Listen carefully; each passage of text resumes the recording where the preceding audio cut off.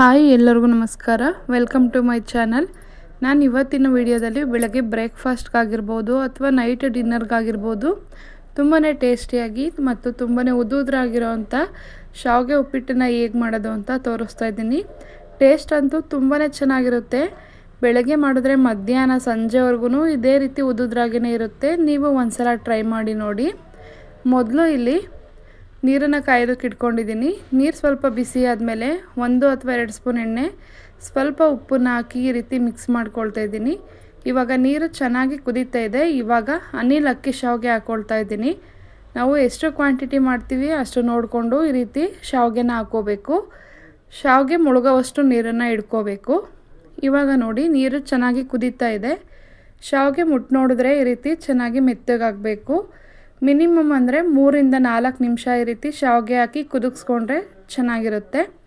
ಇವಾಗ ಶಾವಿಗೆ ಚೆನ್ನಾಗಿ ಒಂದು 4 ನಿಮಿಷ ಬೆಂದಿ ಆದಮೇಲೆ ಈ ರೀತಿ ಒಂದು ತೂತು ಪಾತ್ರೆಗೆ ಹಾಕಿ ನೀರನ್ನು ಸಪ್ರೇಟ್ ಮಾಡಿಕೊಂಡು ತಣ್ಣೀರನ್ನು ಮೇಲ್ಗಡೆ ಸ್ಪ್ರೆಡ್ ಮಾಡ್ಕೊಳ್ಳೋದ್ರಿಂದ ಶಾವಿಗೆ ಉದುದ್ರಾಗಿ ಚೆನ್ನಾಗಿ ಬರುತ್ತೆ. ನೋಡಿ ಇವಾಗ ಸ್ಪ್ರೆಡ್ ಮಾಡ್ಕೊಂಡಾದ್ಮೇಲೆ ತಣ್ಣೀರನ್ನು ಸ್ಪ್ರೆಡ್ ಮಾಡಿದ್ಮೇಲೆ ಈ ರೀತಿ ಶಾವಿಗೆನ ಒಂದು ಸಲ ಹರಡ್ಕೊಳ್ತಾ ಇದ್ದೀನಿ. ಇವಾಗ ಈ ಕಡೆ ಒಗ್ಗರಣೆಗೆ ಇಟ್ಕೊಳ್ಳೋಣ. 1.5 ಸ್ಪೂನ್ ಎಣ್ಣೆ ಹಾಕ್ಕೊಂಡು ಎಣ್ಣೆ ಚೆನ್ನಾಗಿ ಕಾಯ್ದಾದ್ಮೇಲೆ 1/4 ಸ್ಪೂನ್ ಸಾಸಿವೆ, ಅರ್ಧ ಸ್ಪೂನಷ್ಟು ಕಡಲೆಬೇಳೆನ ಹಾಕ್ಕೊಂಡು ಚೆನ್ನಾಗಿ ಫ್ರೈ ಮಾಡ್ಕೋಬೇಕು. ಕಡಲೆಬೇಳೆ ಸ್ವಲ್ಪ ಕಲರ್ ಚೇಂಜ್ ಆದಮೇಲೆ 1 ಅಥವಾ 2 ಕಡ್ಡಿ ಕರಿಬೇವಿನ ಎಲೆನ ಹಾಕ್ಕೊಂಡು ಫ್ರೈ ಮಾಡಿ ಸ್ವಲ್ಪ ಹಿಂಗನ್ನು ಹಾಕ್ಕೊಳ್ತಾ ಇದ್ದೀನಿ. ಖಾರಕ್ಕೆ ತಕ್ಕಷ್ಟು ಹಸಿಮೆಣಸಿನ್ಕಾಯಿನ ಈ ರೀತಿ ಹೆಚ್ಚಿ ಹಾಕ್ಕೊಂಡು 1 ನಿಮಿಷ ಹಸಿಮೆಣಸಿನ್ಕಾಯಿನ ಫ್ರೈ ಮಾಡ್ಕೋಬೇಕು. ಇದಿಷ್ಟು ಒಗ್ಗರಣೆಯಲ್ಲಿ ಚೆನ್ನಾಗಿ ಫ್ರೈ ಆದಮೇಲೆ 1 ಅಥವಾ 2 ಈರುಳ್ಳಿನ ಈ ರೀತಿ ತೆಳುವಾಗಿ ಉದ್ದಾಗಿ ಹೆಚ್ಚಿ ಹಾಕ್ಕೋಬೇಕು. ಉಪ್ಪಿಟ್ಟಿಗೆ ಸಣ್ಣದಾಗಿ ಹೆಚ್ಚಿ ಹಾಕ್ಕೋಬೇಡಿ, ಈ ರೀತಿ ಉದ್ದಾಗಿ ಹೆಚ್ಚಿ ಹಾಕ್ಕೊಳ್ಳಿ.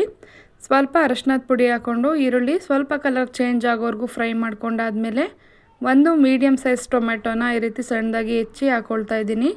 ಟೊಮೆಟೊನ ಸಾಫ್ಟ್ ಆಗೋವರೆಗೂ ಫ್ರೈ ಮಾಡ್ಕೊಂಡಾದ್ಮೇಲೆ ಹಸಿ ಬಟಾಣಿನ ಹಾಕ್ಕೊಳ್ತಾ ಇದ್ದೀನಿ. ನೀವು ಕ್ವಾಂಟಿಟಿ ನೋಡಿ ಹಾಕ್ಕೊಳ್ಳಿ. ಅರ್ಧ ಕ್ಯಾರೆಟ್, ಒಂದು 4ರಿಂದ 5 ಬೀನ್ಸ್ನ ಈ ರೀತಿ ಸಣ್ಣದಾಗಿ ಹೆಚ್ಚಿ ಹಾಕ್ಕೊಂಡು ಸ್ವಲ್ಪ ಉಪ್ಪನ್ನು ಹಾಕ್ಕೊಳ್ತಾ ಇದ್ದೀನಿ. ಉಪ್ಪು ನೋಡಿ ಹಾಕ್ಕೊಳ್ಳಿ, ಶಾವಿಗೆ ಬೇಯೋದಕ್ಕೂ ಕೂಡ ಹಾಕಿರ್ತೀವಿ. ಇವಾಗ ಇದಿಷ್ಟನ್ನು ಚೆನ್ನಾಗಿ ಒಗ್ಗರಣೆಯಲ್ಲಿ ಫ್ರೈ ಮಾಡ್ಕೋಬೇಕು. ಮಧ್ಯ ಮಿಕ್ಸ್ ಮಾಡಿಕೊಂಡು ತರಕಾರಿ ಹಾಕಿರ್ತೀವಲ್ಲ ಬಟಾಣಿ, ಅದನ್ನೆಲ್ಲ ಚೆನ್ನಾಗಿ ಬೇಯಿಸ್ಕೋಬೇಕು. ನೋಡಿ ಇಲ್ಲಿ ನಾನು 4ರಿಂದ 5 ನಿಮಿಷ ಮೀಡಿಯಮ್ ಟು ಲೋ ಫ್ಲೇಮಲ್ಲಿ ಇಟ್ಕೊಂಡು ಬೇಯಿಸ್ಕೊಂಡಿದ್ದೀನಿ. ಈ ರೀತಿ ತರಕಾರಿ ಎಲ್ಲ ಬೆಂದಿ ಆದಮೇಲೆ ಶಾವಿಗೆನ ಹಾಕ್ಕೊಳ್ತಾ ಇದ್ದೀನಿ. ನೋಡಿ ಶಾವಿಗೆ ಈ ರೀತಿ ಉದುದ್ರಾಗಿ ಇರಬೇಕು, ಆವಾಗಲೇ ಟೇಸ್ಟು ಕೂಡ ಚೆನ್ನಾಗಿರೋದು. ಅಂಟಾದರೆ ಶಾವಿಗೆ ಚೆನ್ನಾಗಿರಲ್ಲ, ತಿನ್ನುವಾಗ ಒಂಥರ ಹಿಟ್ಟು ಅನಿಸುತ್ತೆ.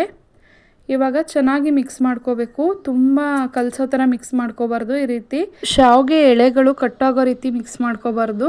ಮಿಕ್ಸ್ ಮಾಡ್ಕೊಂಡಾದ್ಮೇಲೆ ಸ್ಟವ್ನ ಆಫ್ ಮಾಡಿಕೊಂಡು ಹಸಿ ತೆಂಗಿನಕಾಯಿ ತುರಿ ಮತ್ತು ಸ್ವಲ್ಪ ಕೊತ್ತಂಬರಿ ಸೊಪ್ಪನ್ನ ಹಾಕ್ಕೊಂಡು ಒಂದು ಸಲ ಚೆನ್ನಾಗಿ ಮಿಕ್ಸ್ ಮಾಡಿಕೊಂಡ್ರೆ ಆಯಿತು. ಬೆಳಗ್ಗೆ ಬ್ರೇಕ್ಫಾಸ್ಟ್ಗಂತೂ ತುಂಬ ಕಡಿಮೆ ಸಮಯದಲ್ಲೇ ಆಗುತ್ತೆ.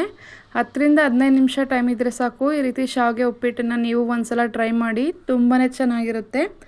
ನೋಡಿದ್ರಲ್ವ, ಶಾವಿಗೆ ಉಪ್ಪಿಟ್ಟಿನ ರೆಸಿಪಿ ನಿಮಗೆ ಇಷ್ಟ ಆಗಿದರೆ ವಿಡಿಯೋನ ನಿಮ್ಮ ಫ್ರೆಂಡ್ಸ್ ಫ್ಯಾಮಿಲಿ ಜೊತೆ ಶೇರ್ ಮಾಡೋದನ್ನು ಮರಿಬೇಡಿ. ದಯವಿಟ್ಟು ನನ್ನ ಚಾನಲ್ನ ಸಬ್ಸ್ಕ್ರೈಬ್ ಮಾಡಿಕೊಂಡು ಸಪೋರ್ಟ್ ಮಾಡಿ.